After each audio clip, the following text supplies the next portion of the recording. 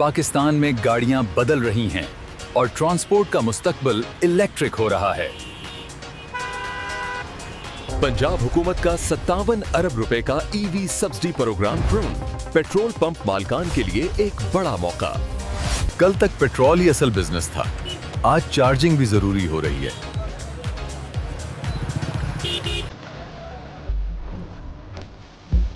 Enercraft Technologies लाती है काबिले एतमाद EV चार्जिंग सॉल्यूशंस।